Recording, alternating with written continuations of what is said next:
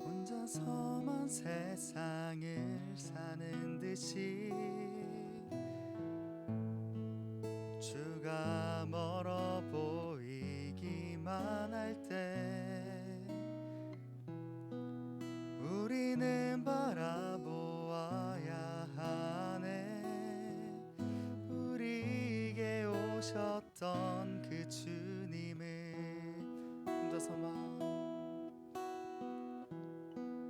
혼자서만 세상을 사는 듯이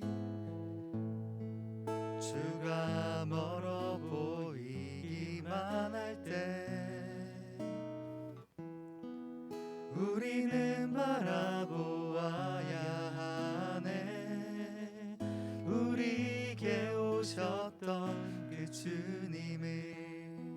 주님이 우리 아픈 마음, 주님이 우리의 아픈 마음을 아시네.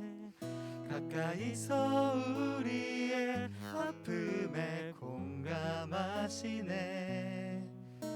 우리 가운데 찾아오셨던 그 주님이 우리의 모든 상황에 공감하시네.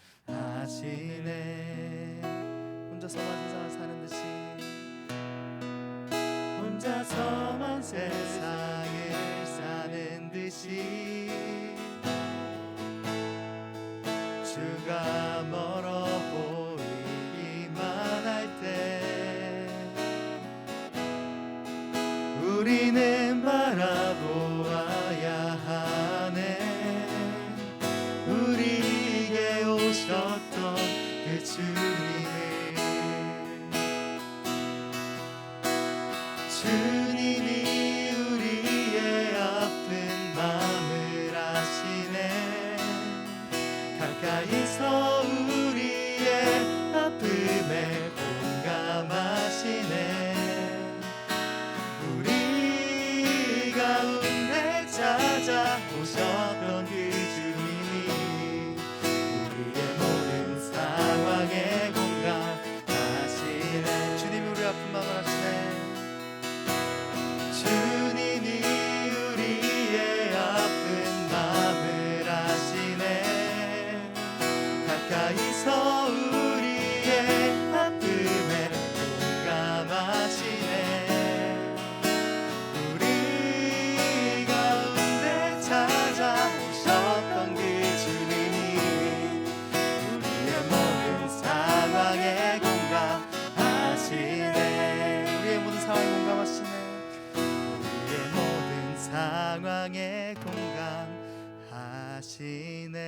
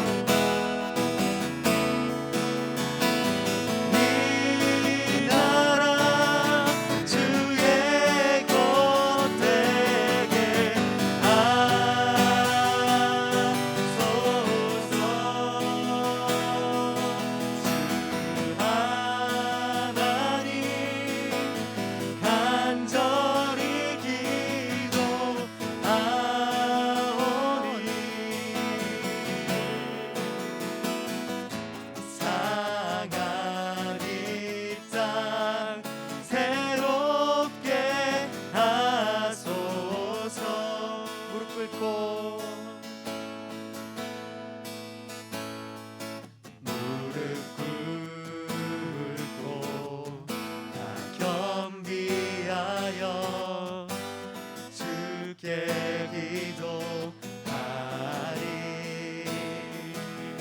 주의 얼굴이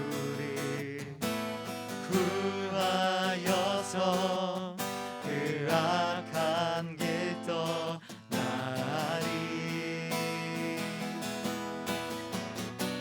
주님의 자비로 죄를 사하며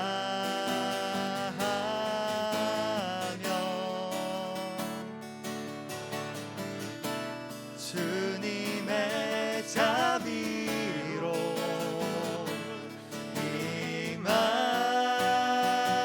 임하소서. 아버지여 고쳐 주소서.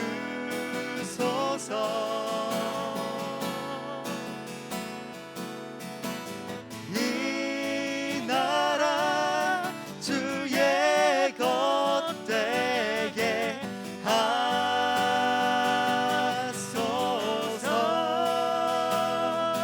주 하나님 간절히 기도하오니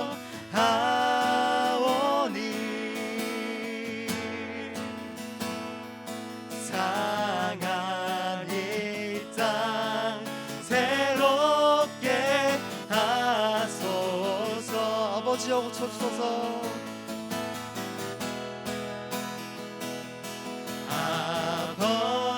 아버지여 고쳐 주소서.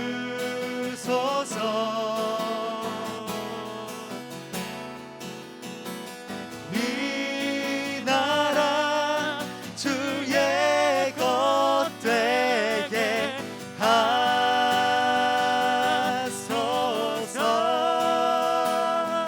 주 하나님 간절히 기도하오니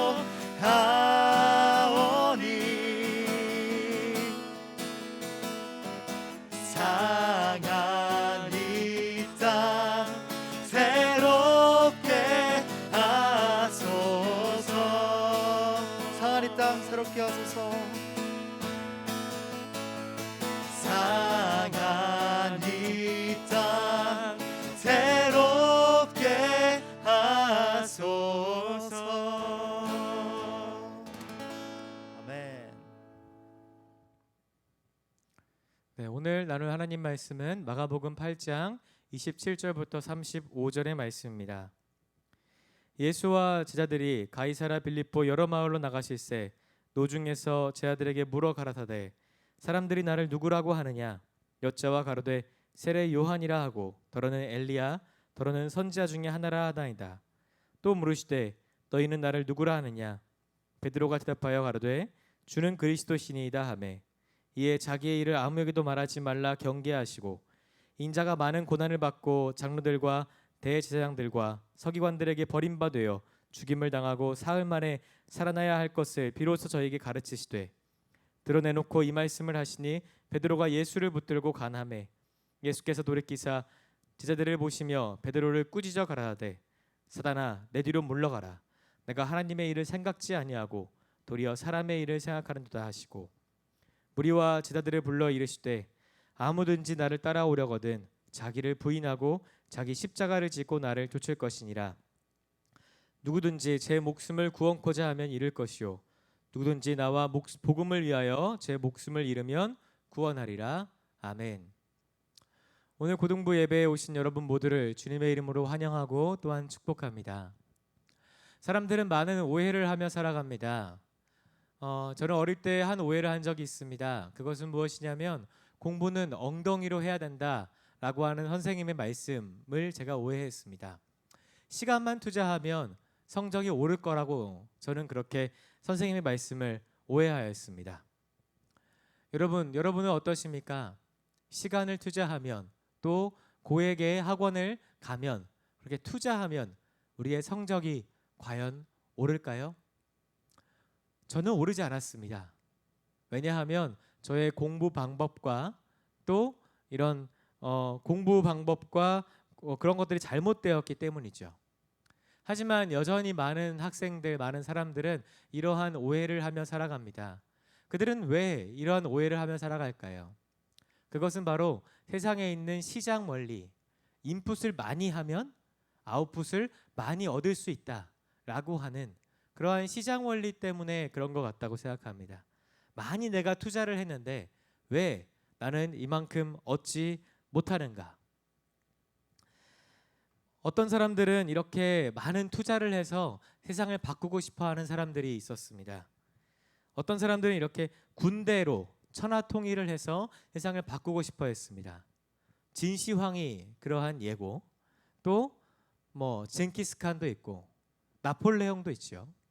또 히틀러도 대표적인 사람입니다. 그리고 또 어떤 사람은 이제 이런 사람들은 군대로 천하통일을 해서 이렇게 세상을 바꾸고자 했던 사람들이고, 또 다른 어떤 사람들은 돈으로 세상을 바꾸고 싶어 했습니다. 자본주의의 시대에 우리가 살고 있죠. 인본주의, 이렇게 인간이 중심되어서 생각을 하는 것도 좀 위험하긴 한데 자본주의는 더 위험한 생각인 것 같습니다. 돈이 중심이 되잖아요. 돈이 무엇을 다 바꿀 수 있다라고 생각을 한다면 우리 삶은 얼마나 슬퍼질까? 또 어떤 사람들은 사람이 많으면 사람의 여론을 형성하여서 세상을 바꿀 수 있다 이렇게 생각하는 사람들도 있는 것 같습니다. 근데 제가 두 번째와 세 번째로 얘기했던 이 돈과 사람에 대한 이 부분은 슬프게도 그 대표적인 예가 대형 교회입니다. 메가처치를 말하죠. 교회가 맨 처음 세울 때는 그러지 않았는데 점점 사람이 모여들기 시작하고 그곳에 돈이 모이기 시작하니까 교회가 권력을 휘둘러라 라고 하는 그러한 예들을 여러분이 많이 뉴스나 이런 것들을 통해서 찾아보실 수 있으실 겁니다.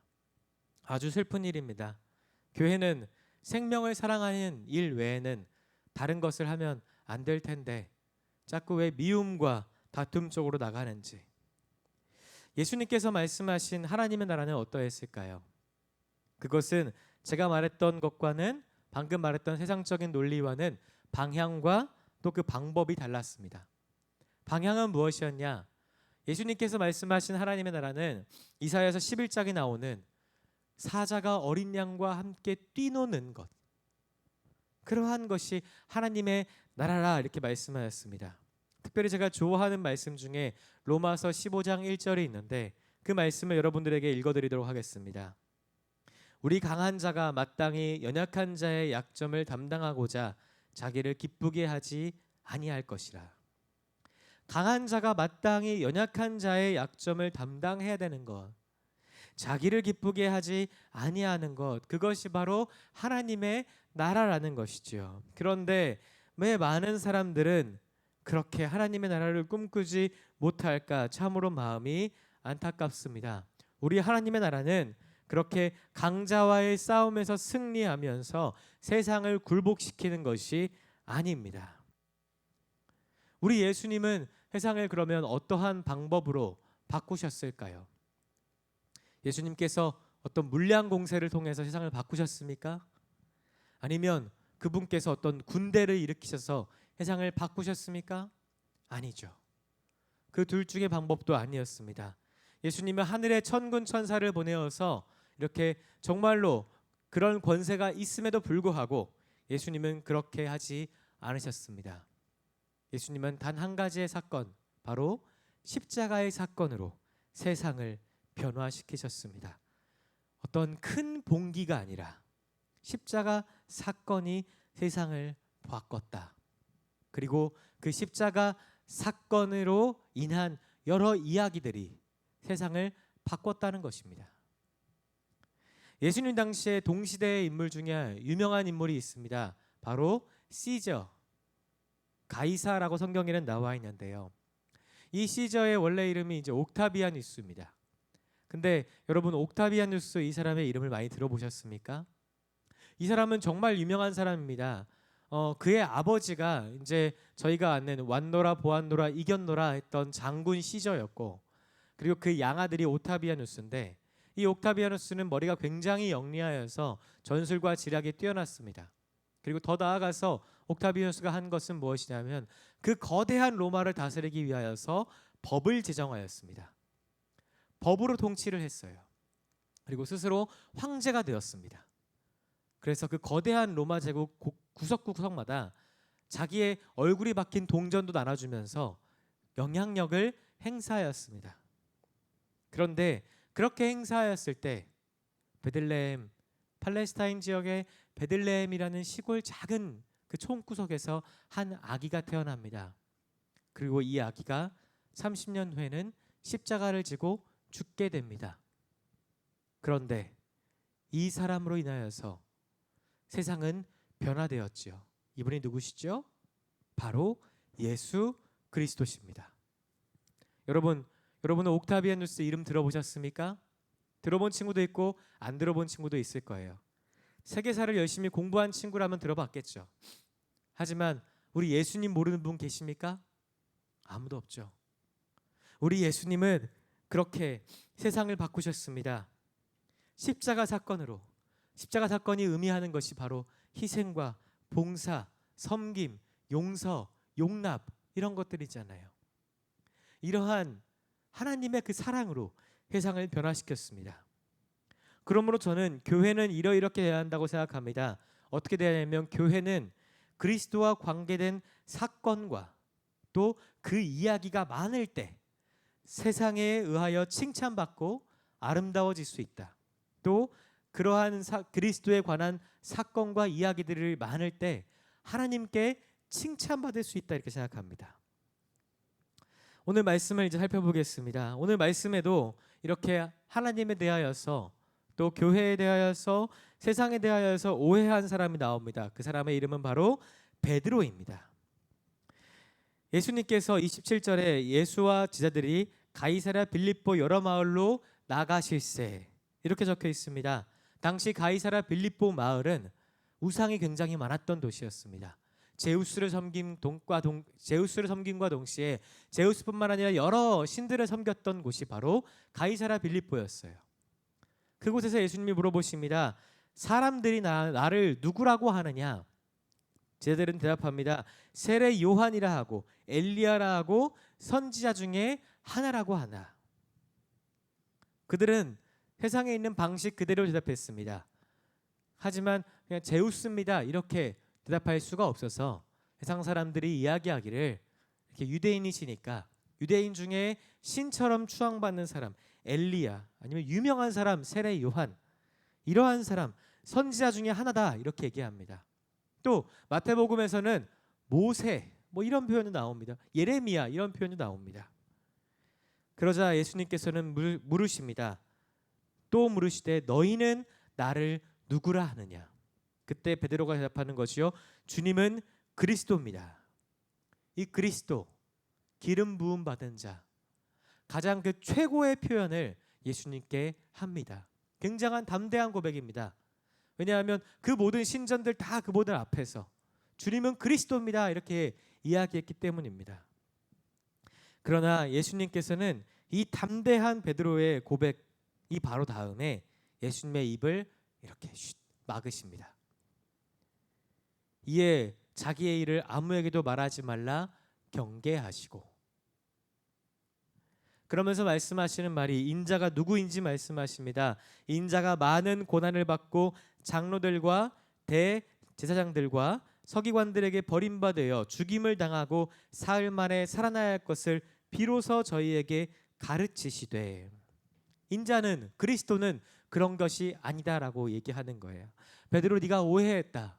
그리스도는 그렇게 위대한 것이 아니다. 그리스도는 그렇게 큰 인물 어떤 화려한 인물 어떤 이스라엘을 규합하여서 민중 봉기를 일으킬 수 있는 그러한 인물이 아니다. 인자는 무엇이냐? 바로 고난을 받고 장로들과 제사장들과 서기관들에게 버림받아서 죽임을 당할 것이 바로 그리스도다. 그러나 또 얘기하시죠. 사흘 만에 살아나야 할 것 그것을 가르치는 것입니다. 근데 이에 대해 베드로의 반응이 아주 가관입니다. 32절에 드러내놓고 이 말씀을 하시니 베드로가 예수를 붙들고 간함에 우리 개역 한글 성경에는 간함에라고 나와 있으면서 계속 좋은 말, 좋은 표현으로 나와 있지만 사실 원어로 보면요, 이 가나다라는 표현이 아니라 사실 어떤 표현이냐면 꾸짖다라는 말입니다. 베드로가 예수님보다 나이가 많았거든요. 그래서 예수님을 붙들고 꾸짖는 거예요. 예수님 잘못 생각하신 거예요. 그거 그리스도 아닙니다. 그리스도는 그런 거 아니에요. 이렇게 얘기하십니다. 그때 예수님께서 베드로에게 역으로 꾸짖습니다. 예수께서 돌이키사 제자들을 보시며 베드로를 꾸짖어 가라사대 사탄아 내 뒤로 물러가라. 내가 하나님의 일을 생각지 아니하고 도리어 사람의 일을 생각하는도다.